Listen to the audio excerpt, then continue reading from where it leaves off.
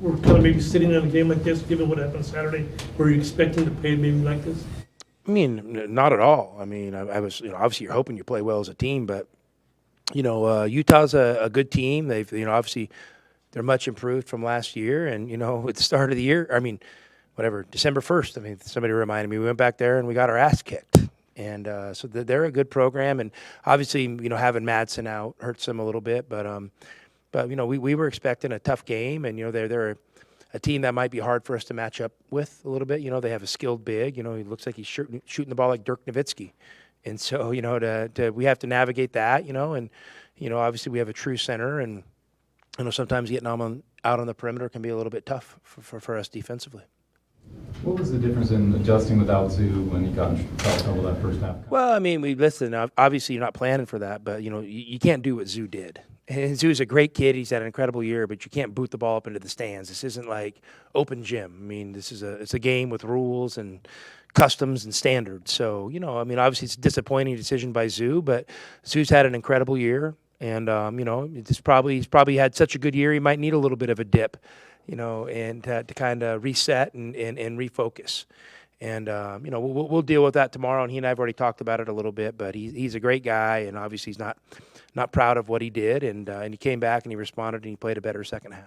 You kept him out the rest of the first half? I mean, there's no rules. He had 2 fouls and we're winning. Like, if you have 2 fouls, you're saving him for the second half in case something happens. I mean, he's, arguably your best player. So, when you're subbing, if you have a double-digit lead, why would you want to put him back there and expose him to, an unfortunate third foul? And then now in case they make a run and the game becomes tight in the second half, you don't maybe, he only has 2 fouls instead of 3. So nothing more than that.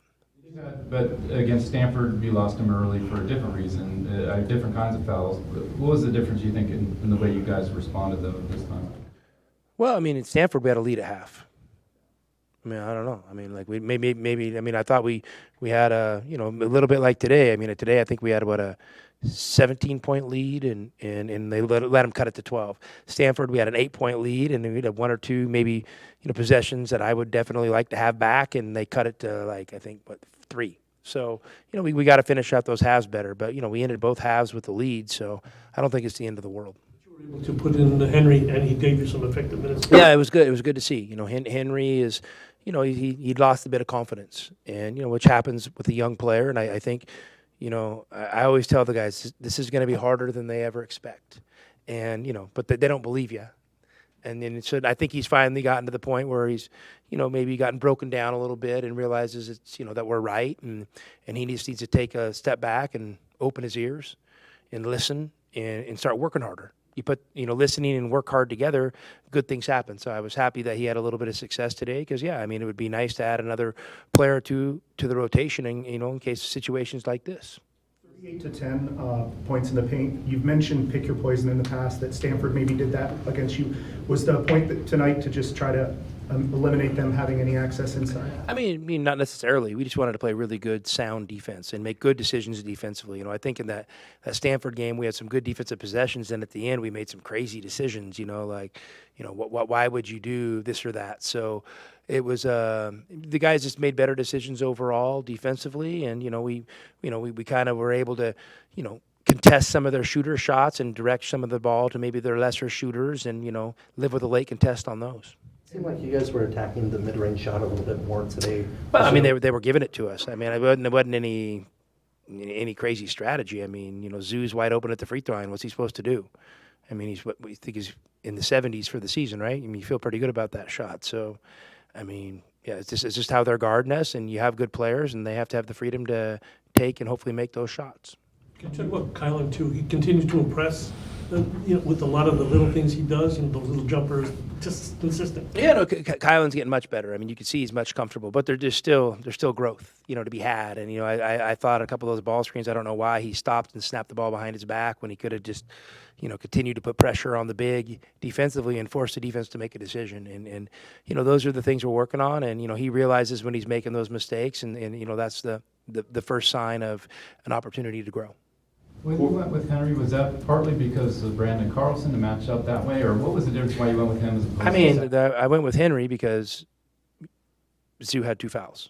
and just got a technical foul. And then I played Umar a little bit, and then Umar was getting tired, and I thought, okay, we have a long half to navigate here, so let's see how Henry looks for a couple minutes, and then I could go back with Zoo. It wasn't anything more than, I had nothing pre-planned. I mean, it just kind of played out as it played out.